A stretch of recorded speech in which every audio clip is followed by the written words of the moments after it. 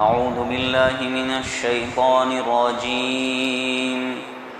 بسم الله الرحمن الرحيم. وإذا قيل لهم آمنوا بما أنزل الله قالوا نؤمن بما أنزل علينا ويكفرون بما وراءه وهو الحق مصدقا لما معهم قل فلم تقتلون أنبياء الله من قبل إن كنتم مؤمنين ولقد جاءكم موسى بالبينات ثم اتخذتم العجل من بعده وأنتم ظالمون وإذ أخذنا ميثاقكم ورفعنا فوقكم الطور خذوا ما آتيناكم بقوة واسمعوا قالوا سمعنا وعصينا وأشربوا في قلوبهم العجل بكفرهم قل بئس ما يأمركم به إيمانكم إن كنتم مؤمنين قل إن كانت لكم الدار الآخرة عند الله خالصة من دون الناس فتمنوا الموت إن كنتم صادقين ولن يتمنوه أبدا بما قدمت أيديهم والله عليم بالظالمين صدق الله العظيم. محترم دوستو بزرگوں، آپ لوگوں کے سامنے سورہ بقرہ کی آیت نمبر 91 سے لے کر 95 تک کی تلاوت کی گئی. جیسا کہ آپ لوگ جانتے ہیں کہ اللہ تبارک تعالیٰ نے سورہ بقرہ کے اندر بنی اسرائیل کا تذکرہ بہت طویل کیا ہے، اور مختصراً میں اس کو ایک لفظ ایک جملے میں یوں ادا کرتا ہوں کہ اللہ تبارک تعالیٰ نے بنی اسرائیل پر کی گئی اپنی نوازشوں کا ذکر کیا ہے، اور اس کے مقابلے میں بنی اسرائیل کی لغزشوں کو بیان کیا ہے. اللہ کی نوازشیں بنی اسرائیل پر بہت زیادہ ہوئی، اور اس کے مقابلے میں بنی اسرائیل کی لغزشیں بہت زیادہ ہوئی. اللہ تبارک تعالیٰ یہ ہمارے سامنے رکھ رہا ہے. اور ایک حدیث پاک ہے، اس کا مفہوم یہ ہے کہ تم پچھلی امتوں کے قدم بقدم چلو گے. مسلمانوں سے اللہ کے رسول صلی اللہ علیہ وسلم کیا فرما رہے ہیں کہ تم پچھلی امتوں کے قدم بقدم چلو گے. جیسی حرکتیں انہوں نے کی ایسی حرکتیں تم کرو گے. جیسی لغزشوں کے شکار وہ ہوئے ایسی لغزشوں کے شکار تم بھی ہو گئے. تو یہاں پر لغزشوں کی جو بیان ہے وہ اس لیے نہیں ہے کہ ہمارے دلوں کے اندر کسی قوم کی نفرت جاگزیں ہو جائے، بلکہ یہ اس لیے ہے تاکہ ان لغزشوں سے ہم بچنے والے بن جائیں. یہ ہمارا آئینہ ہے. ہم اس میں دیکھیں اپنی تصویر کو کہ کیا یہ تصویر مسلمانوں کے ساتھ ملتی جلتی ہے یا کافروں کے ساتھ ملتی جلتی ہے. یہ تصویر ان لوگوں کے ساتھ ملتی جلتی ہے جنہوں نے پیغمبروں کا ساتھ دیا، یا ان لوگوں کے ساتھ ملتی جلتی ہے جنہوں نے پیغمبروں کی مخالفت کی. اس میں ہمارے لیے ایک آئینہ ہے، اس میں ہمارے لیے ایک سبق ہے. تو دیکھو اللہ تبارک تعالیٰ فرما رہے ہیں وَإِذَا قِيلَ لَهُمْ آمِنُوا بِمَا أَنزَلَ اللَّهُ، اور جب انہیں کہا جاتا ہے، ان یہودیوں سے کہا جاتا ہے کہ اس کتاب پر ایمان لے آؤ جو اللہ نے نازل کی ہے. کون سی کتاب؟ قرآن پاک پر ایمان لے آؤ. کس پر نازل کی ہے؟ اپنے بندے اور اپنے رسول حضرت محمد مصطفیٰ صلی اللہ علیہ وسلم پر جو کتاب نازل کی ہے اس پر ایمان لے آؤ، جس کا ترجمہ میں اکثر یہ کرتا ہوں گجراتی میں کہ اس شاستر پر ایمان لے آؤ، اس پر شردھا رکھ لو جو اللہ کے رسول صلی اللہ علیہ وسلم پر اوترت کی گئی ہے، اتاری گئی ہے. تو وہ کیا جواب دیتے ہیں؟ قالوا نؤمن بما انزل علینا، وہ کیا کہتے ہیں؟ ہم تو اسی کتاب پر ایمان لائیں گے جو ہم پر نازل کی ہے. ہم تو صرف اسی کتاب پر ایمان لائیں گے جو ہم پر نازل کی گئی، یعنی حضرت موسیٰ علیہ السلام پر جو توراہ نازل کی گئی، ہم تو صرف اسی پر ایمان لائیں گے۔ اور دوسری کتابوں پر وَيَكْفُرُونَ بِمَا وَرَاءَ، اللہ تبارک تعالیٰ خود ان کی بات کو پوری کر رہے ہیں۔ اللہ تبارک تعالیٰ کہ وہ صرف یوں کہتے ہیں کہ ہم تو صرف حضرت موسیٰ علیہ السلام پر جو توریت نازل ہوئی اسی پر ایمان لائیں گے۔ اللہ کیا فرماتے ہیں؟ وَيَكْفُرُونَ بِمَا وَرَاءَ، اور اس کے علاوہ جو کتابیں ہیں اس کا وہ لوگ انکار کرتے تھے، وہ انکار کرتے ہیں۔ وہ انجیل کا بھی انکار کرتے ہیں، حضرت عیسیٰ علیہ السلام کا بھی انکار کرتے ہیں، حضرت محمد صلی اللہ علیہ وسلم کا بھی انکار کرتے ہیں، اور قرآن پاک کا بھی انکار کرتے ہیں، حالانکہ وہ الحق، حالانکہ وہ سچی کتاب ہے۔ قرآن پاک سچی کتاب ہے، ستیہ ہے۔ قرآن اپنی دلیل آپ ہے، قرآن اپنی دلیل آپ ہے۔ گجراتی میں اسے کہتے ہیں سوتہ پرمان، وہ خود اپنی دلیل آپ ہے، اور اس نے اپنی سچائی کے بہت سے دلائل خود قرآن پاک نے اپنی دلیل قرآن پاک نے لوگوں کے سامنے رکھ دی ہے۔ اور دوسری اس کی صفت یہ ہے کہ وہ والحق مصدقا لما معہم، وہ خود تو سچا ہے لیکن وہ دوسری ان کتابوں کو بھی سچا سمجھنے والا ہے اور اس کی تصدیق کرنے والا ہے جو ان کے ساتھ ہے۔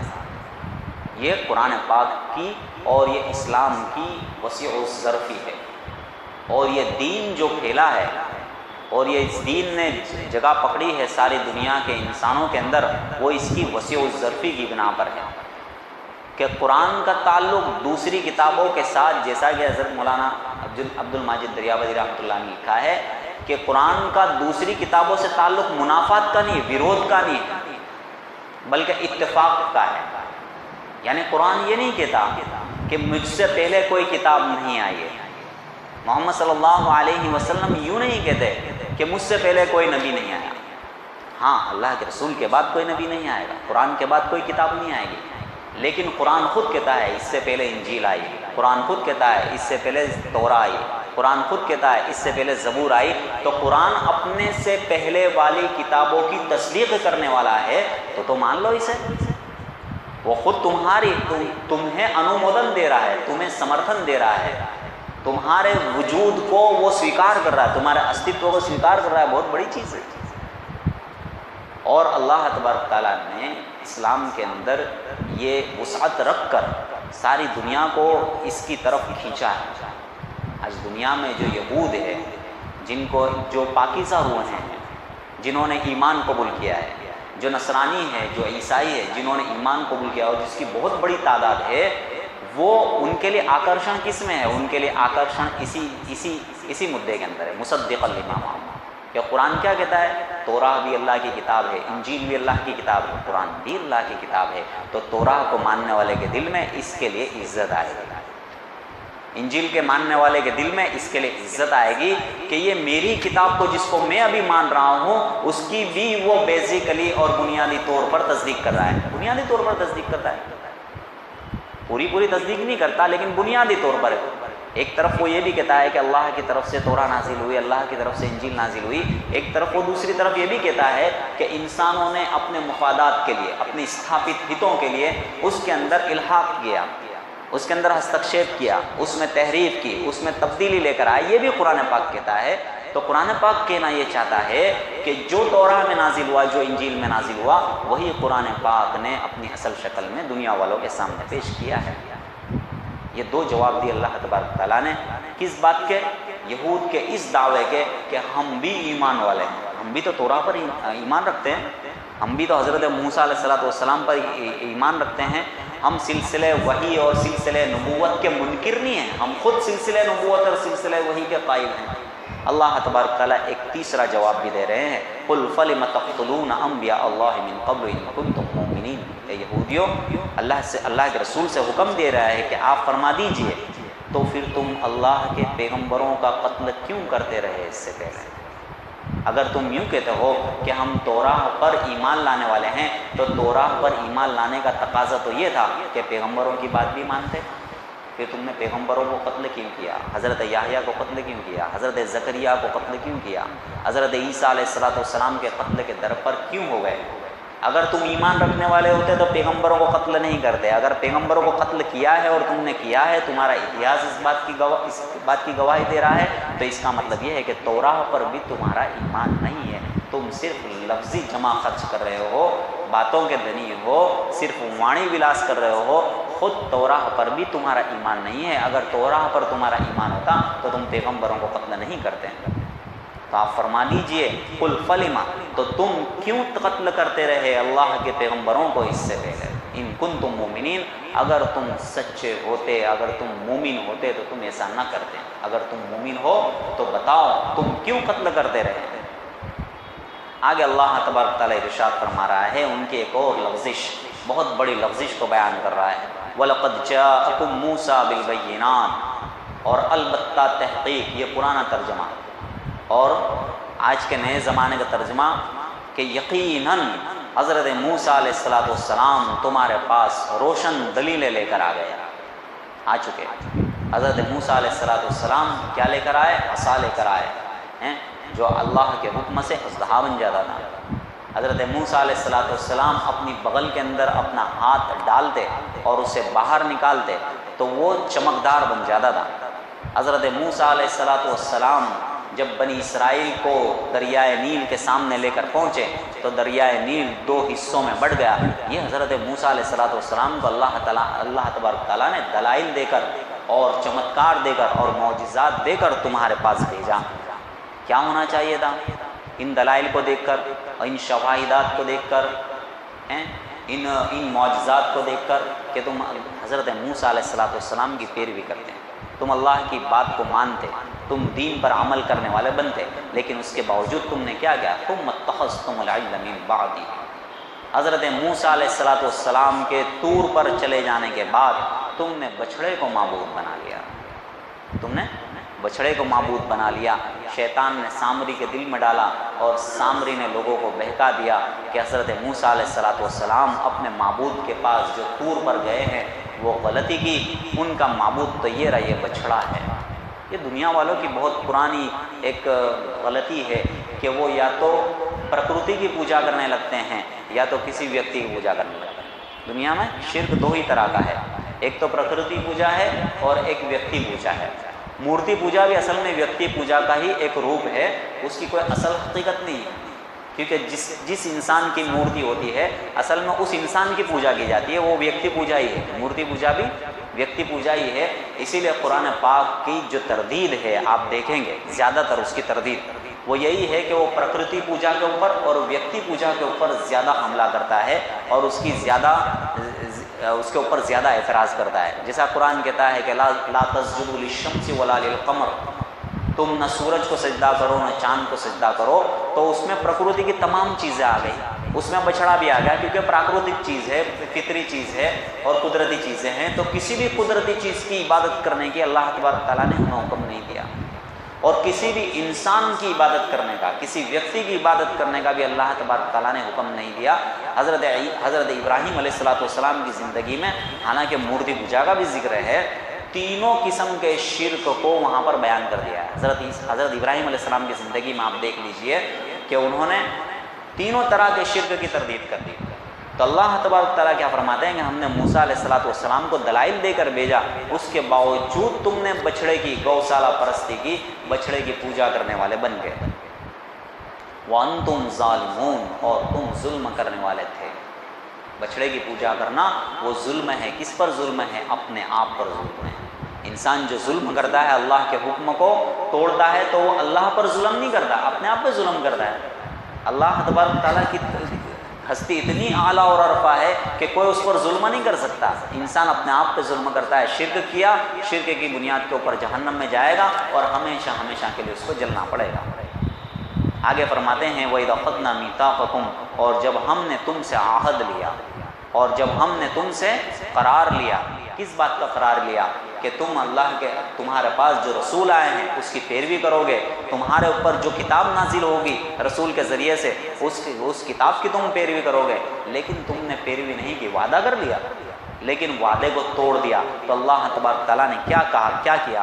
وَرَفَعْنَا فَوْقَكُمُ الطُّورَ، اور تمہارے اوپر طور پہاڑ کو بلند کر دیا. اللہ تبارک تعالیٰ نے بنی اسرائیل کے اوپر طور پہاڑ کو بیچ میں ہوا میں لٹکا دیا ہے، وہ نیچے بنی اسرائیل نیچے، بولے اب مانیں گے کہ نہیں؟ بولا ہاں اب مانیں گے۔ یعنی اللہ تبارک تعالیٰ نے زبردستی نہیں کی، جب انہوں نے قول و قرار کر لیا کہ ہم اگر آپ شریعت دیں گے، ہم اگر آپ کتاب نازل فرمائیں گے تو ہم عمل کریں گے، اس کے بعد جب عمل نہیں کیا تو پھر اللہ تبارک تعالیٰ نے بطور سزا کے طور پہاڑ کو ان کے اوپر بلند کر دیا اور ان سے اپنی بات کو منوایا۔ تو انہوں نے کیا کہا اس وقت؟ اللہ تبارک تعالیٰ نے کیا کہا؟ خذوا ما آتیناکم بقوۃ واسمعوا، اللہ تعالیٰ ہم نے تمہیں جو کچھ دیا ہے اس کو مضبوطی کے ساتھ پکڑے رہو، جو حکم اللہ تبارک تعالیٰ نے دیے ہیں ان کو مضبوطی کے ساتھ پکڑے رہو، واسمعوا اور اللہ کے حکم کو سنتے رہو، یعنی اللہ کے حکم کو مانتے رہو، نافرمانی مت کرو۔ لیکن قالوا سمعنا وعصینا، انہوں نے کیا کہا؟ ہم نے سن تو لیا لیکن ہم نے مانا نہیں۔ مفسرین نے لکھا ہے کہ یہ قول جو ہے وہ زبان حال سے تھا، یعنی ان کی حالت دیکھتے ہوئے ایسا لگ رہا تھا کہ وہ یوں کہہ رہے ہیں کہ ہم نے سنا تو صحیح لیکن ہم نے مانا نہیں ہے۔ اور بعض مفسرین کا قول یہ بھی ہے کہ انہوں نے اس کے باوجود طور پہاڑ کے اوپر لٹکانے کے باوجود انہوں نے یہی کیا کہ ہم نے تمہاری بات تو سن لی لیکن ہم مانیں گے نہیں۔ اور یہودیوں کی جو مسلسل نافرمانیاں ہیں اس کے اعتبار سے اگر دیکھا جائے تو یہ قول کرنا کوئی بعید چیز نہیں، کوئی دور کی بات نہیں ہے۔ وَأُشْرِبُوا فِي قُلُوبِهِمُ الْعِجْلَ بِكُفْرِهِمْ، اور ان کے کفر کے سبب بچھڑے کی محبت ان کے دل میں رچ بس گئی تھی۔ بچھڑے کو چھوڑنا نہیں چاہتے تھے، گائے کو چھوڑنا نہیں چاہتے تھے، گائے کی محبت رچ بس گئی تھی۔ دنیا والوں میں اور بھی بہت سی قومیں ہیں جن کے دلوں میں گائے کی محبت رچ بس گئی ہے، اس کو ماتا کہتے ہیں، حالانکہ قرآن پاک کہتا ہے کہ تمہاری مائیں تو وہ ہے جنہوں نے تم کو جنم دیا ہے، تمہاری مائیں تو وہ ہے جنہوں نے جنم دیا ہے۔ اور میں یوں کہا کرتا ہوں کہ یہ انسانیت کی توہین ہے، اپنے آپ کو اب کسی کو اپنی ماتا کہنا، ایک جانور کو اپنی ماتا کہنا، وہ انسانیت کی توہین ہے، وہ مانو گورو کے خلاف ہے، کیونکہ انسان کی اولاد ہے، انسان کسی جانور کی اولاد نہیں ہے۔ اگر ڈاروین کہتا ہے کہ انسان بندر کی اولاد ہے تو وہ بھی غلط ہے، اور اگر کوئی یوں کہتا ہے کہ گائے ہماری ماتا ہے تو وہ بھی غلط ہے۔ انسان کسی بھی جانور کی اولاد نہیں ہے اور کوئی جانور اس کا مائے باپ نہیں ہے، اللہ تبارک تعالیٰ اس کا رب ہے، اللہ تبارک تعالیٰ اس کا پالنے والا ہے۔ گائے ہو، سورج ہو، یہ سب اللہ کے وسائط ہیں، اللہ کے واسطے ہیں، جس کے ذریعے سے اللہ تبارک تعالیٰ اپنے بندوں کی ضرورتوں کو پورا کرتا ہے، اور کچھ نہیں ہے۔ سورج ہمارا خادم ہے، چاند ہمارا خادم ہے، یہ زمین ہماری خادم ہے، گائے ہماری خادمہ ہے، یہ صرف ہماری سیوا کے لیے ہے، یہ ہماری عبادتوں کے لیے نہیں، عبادت کی لائق ذات تو اللہ تبارک تعالیٰ ہے۔ لیکن دلوں کے اندر پیوست ہو گئی تھی محبت کس کی؟ گائے کی محبت پیوست ہو گئی تھی، بچھڑے کی محبت پیدا ہو گئی تھی۔ اللہ تبارک تعالیٰ فرماتے ہیں اے پیغمبر آپ ان سے کہہ لیجئے بئس ما یأمرکم بہ ایمانکم ان کنتم مؤمنین، بہت ہی بری چیز ہے جس کا تمہارا ایمان تم کو حکم دے رہا ہے۔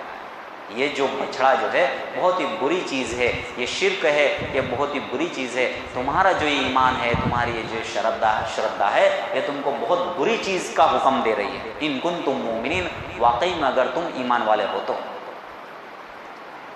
اب اللہ تبارک تعالیٰ یہودیوں کے ایک اور خیال کی تردید فرما رہے ہیں۔ یہودیوں کا ایک خیال یہ تھا کہ ہم چوزن پیپل ہیں، ہم اللہ کے لاڈلے ہیں، ہم اللہ کے پیارے ہیں، ہم اللہ کے بیٹے ہیں، اور جس طرح دنیا میں اللہ تبارک تعالیٰ نے ہم پر نوازشیں کی ہے، آخرت بھی ہماری ہے، جنت بھی ہماری ہے۔ اگر جہنم میں جانا بھی ہوگا تھوڑے دن کے لیے جائیں گے، لیکن اللہ تبارک تعالیٰ ہم کو نکال لیں گے، 40 دن کے لیے، مہینے کے لیے، 8-10 دن کے لیے ہم جائیں گے۔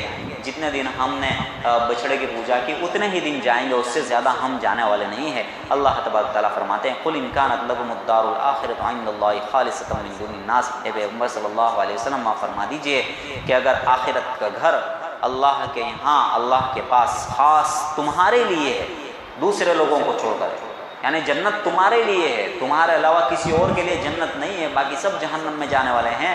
اگر تمہارے لیے آخرت کا گھر ہے، اگر تمہارے لیے جنت ہے اللہ کے یہاں، تو پھر ایک کام کرو، فَتَمَنَّوُا الْمَوْتَ، موت کی تمنا کرو، مرنے کی تمنا کرو کہ اللہ تو ہمیں موت دے دے۔ اللہ کیا فرماتے ہیں؟ ان کنتم صادقین، اگر تم سچے ہو تو موت کی تمنا کرو، اللہ کیا فرماتے ہیں؟ وَلَن يَتَمَنَّهُ أَبَدًا بِمَا قَدَّمَتْ أَيْدِيهِمْ، ہرگز کبھی بھی یہ لوگ موت کی تمنا نہیں کریں گے، کیونکہ انہیں پتہ ہے کہ اپنے ہاتھوں سے انہوں نے کیا کرتوت آگے کر کے بھیجے۔ اگر تم یوں کہتے ہو کہ جنت ہمارے لیے ہے، آخرت ہمارے لیے ہے، تو موت کی تمنا کر کے دیکھو۔ اللہ فرماتے ہیں کہ جو برے اعمال یہ کر چکے ہیں، انہیں خود کو پتہ ہے ان کے ہاتھوں نے جو آگے کر کے بھیجے ہیں، اس کی وجہ سے یہ موت کی تمنا ہرگز ہرگز نہیں کریں گے۔ واللہ علیم بالظالمین، اور اللہ جاننے والے ہیں ظالموں کو۔ وَلَن يَتَمَنَّوْا أَبَدًا بِمَا قَدَّمَتْ أَيْدِيهِمْ، اور یہ لوگ ہرگز کبھی بھی موت کی تمنا نہیں کریں گے اس بنا پر جو ان کے ہاتھوں نے آگے کر کے بھیجا، اور اللہ تبارک تعالیٰ جاننے والے ہیں ظالموں کو۔ آگے فرماتے ہیں کہ موت کی تمنا کیوں نہیں کریں گے؟ اس لیے کہ ان کو زندگی سے بہت پیار ہے۔ یہ آخرت کے دراصل منکر کہنے کی بات کہہ دیتے ہیں کہ آخرت ہمارے لیے ہے، جنت ہمارے لیے ہے، لیکن ان کے یہاں یہ زندگی ہی اصل ہے، بس یہیں جینا ہے، یہیں مرنا ہے، اور اس کے بعد کی کوئی زندگی نہیں ہے۔ جتنا مزہ کر رہا ہوں مزہ کر لو، یہی اسی زندگی کے اندر، اور اس کے علاوہ کوئی زندگی نہیں ہے۔ یہ پرانے زمانے کے یہودیوں کی صفات بھی تھی، آج کے زمانے کے یہودیوں کی صفات بھی یہی ہے۔ دنیا میں جتنے بہت سے سائنٹسٹ ہیں وہ تحقیق کر رہے ہیں، ایک تحقیق ہمیشہ جاری ہے، بڑھاپے کو کس طرح روکا جائے اور موت کو کس طرح روکا جائے، یہ تحقیق جاری ہے، اور اس کے پیچھے سارے سائنٹسٹ لگے ہوئے ہیں۔ اندر کھانے چلتی ہی رہتی ہے، 100 سال پہلے بھی چلتی تھی، 200 سال پہلے بھی چلتی تھی، اور شاید یہ جب تک یہود رہیں گے وہاں تک چلتی ہی رہے گی۔ یہ ہمیشہ اس بات کی کوشش کرتے ہیں کہ موت سے بچ جائے، اور موت ایک ایسا داؤ ہے جو اللہ تبارک تعالیٰ نے اپنے پاس رکھا ہے، اس پر یہ کبھی قابو پا نہیں سکے گا، اور اس پر قابو نہ پانا ہی اس بات کی دلیل ہے کہ انسان کمزور ہے۔ انسان کے لیے ناستکتا، اور انسان کے لیے الحاد، اور انسان کے لیے ریشنلزم کے لیے کوئی جگہ نہیں ہے۔ موت سے اگر وہ جیت جاتا ہے تو خدا سے جیت سکتا ہے، لیکن موت سے اگر نہیں جیتتا ہے تو خدا کے سامنے بھی کبھی جیت نہیں سکے گا، خدا ہی ہمیشہ انسان کے سامنے جیتے گا۔ انسان بڑا کمزور ہے۔ تو ان کی ایک حقیقت بتا رہے ہیں، وَلَتَجِدَنَّهُمْ أَحْرَصَ النَّاسِ عَلَىٰ حَيَاءٍ، تم پاؤ گے اے پیغمبر صلی اللہ علیہ وسلم، یا یہ قرآن کو پڑھنے والے کی طرف خطاب ہے کہ تو پائے گا ان لوگوں کو کہ وہ سب سے زیادہ زندگی کے لیے حریص، زندگی کے لیے حریص ہے، لالچی، زندگی کی بہت زیادہ لالچ رکھتے ہیں۔ وَمِنَ الَّذِينَ أَشْرَكُوا، یہاں تک کہ مشرکین سے بھی زیادہ۔ مشرکین کے پاس تو کوئی تصور نہیں ہے، توحید کا تصور نہیں ہے، خدا کے ایک ہونے کا تصور نہیں ہے، پیغمبر کا تصور نہیں ہے، کتابوں کا تصور نہیں ہے۔ اس کے باوجود یہ یہودیوں کے اندر توحید کا تصور ہونے کے باوجود، پیغمبر کو ماننے کے باوجود، تورات کو ماننے کے باوجود زندگی کی بڑی لالچ ہے، اور آخرت کا کوئی خیال نہیں ہے۔ یود احدہم لو یعمر الف سنہ، ان میں سے ہر ایک یہ چاہتا ہے کہ کاش اسے 1000 برس کی عمر مل جائے۔ ان میں سے ہر ایک کیا چاہتا ہے؟ کہ اسے 1000 برس کی عمر مل جائے۔ وما هو بمزحزح من العذاب ان يعمر، حالانکہ لمبی عمر کا ہو جانا اسے عذاب سے نہیں بچانے والا ہے۔ 1000 برس کی عمر ہو جائے گی تو بھی تو مرنا ہے نا، 10 برس کی عمر میں بھی مرنا ہے، 100 برس کی عمر میں بھی مرنا ہے، 200 برس کی عمر میں بھی مرنا ہے، اللہ کے پاس تو جانا ہی ہے۔ تو اللہ کے پاس جائے گا اور برے عمل کر کے جائے گا، انکار کر کے جائے گا، اللہ کے رسول کا انکار کرے گا، کتابوں کا انکار کرے گا، تو اللہ تبارک تعالیٰ کے عذاب میں وہ سپڑائے گا کبھی نہ کبھی۔ 1000 برس کی عمر ہوگی تو بھی اللہ کے پاس جانے والا ہے۔ ان یعمر واللہ بصیر بما یعملون، اور اللہ تبارک تعالیٰ دیکھنے والے ہیں اچھی طریقے سے ان کاموں کو جن کو یہ لوگ کرتے ہیں۔ تو اللہ تبارک تعالیٰ نے یہاں پر وہ یہودیوں کی جو صفات بیان کی ہے، یہ صفات ہمارے اندر پیدا نہیں ہونی چاہیے۔ ہمیں بھی اللہ کی ملاقات کا شوق ہونا چاہیے۔ موت کا ڈر ایک فطری ڈر ہوتا ہے، وہ فطری طور پر اور فطری سطح پر جہاں تک رہے وہاں تک مناسب ہے، لیکن موت سے ایسا ڈرنا جو دین کے اعتبار سے برا ہو وہ چیز بہت ہی بری ہے۔ اس لیے اللہ کی ملاقات، مومن کو اللہ کی ملاقات کا شوق ہونا چاہیے کہ مریں گے تو اللہ سے ملاقات ہوگی، اللہ کے رسول سے ملاقات ہوگی، صحابہ اکرام سے ملاقات ہوگی، تابعین اور تبع تابعین سے ملاقات ہوگی، اپنے آبا اور اجداد سے ملاقات ہوگی۔ یہ مومن کی شان ہونی چاہیے۔ مومن کو نہ موت سے ڈرنا چاہیے، نہ گھبرانا چاہیے، نہ اس سے کراہت کرنی چاہیے، بلکہ اس کی تمنا اور اس کی امید کرنا چاہیے، کیونکہ موت ایک ایسا پل ہے جو حبیب کو حبیب سے ملا دیتا ہے۔ اللہ تبارک تعالیٰ کے سننے سے زیادہ ہمیں عمل کرنے کی توفیق عطا فرمائے۔ وآخر دعوانا الحمدللہ رب العالمین۔ مختصر دعا بسم اللہ الرحمن الرحیم۔ اللہم صلی علی سیدنا محمد وعلی آل محمد وبارک وسلم۔ استغفر اللہ الذی لا الہ الا هو الحی القیوم واتوب الیہ۔ ربنا آتنا فی الدنیا حسنۃ وفی الآخرۃ حسنۃ وقنا عذاب النار۔ اے اللہ ہمارے گناہوں کو معاف فرما، خطاؤں سے درگزر فرما، آئندہ کی زندگی کے لیے ہدایت نصیب فرما، تیرے احکامات پر چلنے کی توفیق نصیب فرما، حضور اکرم صلی اللہ علیہ وسلم کی سنتوں پر چلنے کی توفیق نصیب فرما۔ اے اللہ پرانی امتوں کے قدم بقدم چلنے سے ہماری حفاظت فرما۔ اے اللہ گمراہی سے ہماری حفاظت فرما، علمی گمراہی سے ہماری حفاظت فرما، عملی گمراہیوں سے ہماری حفاظت فرما۔ اے اللہ اس بات سے حفاظت فرما کہ میں گمراہ ہو جاؤں، اور اس بات سے حفاظت فرما کہ میں لوگوں کو گمراہ کرنے والا بنوں۔ اے اللہ تو مجھے ہدایت دے، اے اللہ میرے ذریعے سے لوگوں کو ہدایت دے۔ اللہم انصرنی بما نصرت بہ الرسل۔ اے اللہ رسولوں کی جن چیزوں سے تو نے مدد کی، اے اللہ تو ہماری مدد فرما۔ اے اللہ ہمارے حال پر رحم فرما، کرم فرما، عافیت کا معاملہ فرما، ناگہانی مصیبتوں اور آفتوں سے ہماری حفاظت فرما، ہماری تمام جائز مرادوں اور تمناؤں کو پوری فرما۔ اے اللہ حاضرین مجلس کی مغفرت فرما، ان کو ہدایت عطا فرما۔ اے اللہ ان کی جائز مرادوں اور تمناؤں کو پوری فرما۔ اے اللہ ہم جو کہتے ہیں، اے اللہ جو ہم سنتے ہیں، اللہ اس پر عمل کرنے کی توفیق عطا فرما۔ اے اللہ اخلاص نصیب فرما، ریاکاری سے ہماری حفاظت فرما۔ اے اللہ ہماری ان دعاؤں کو محض اپنے فضل و کرم سے قبول فرما۔ جزا اللہ عنا محمدا بما هو اہلہ صلی اللہ علیہ وسلم۔ سبحان ربک رب العزۃ عما یصفون، سلام علی المرسلین والحمد للہ رب العالمین۔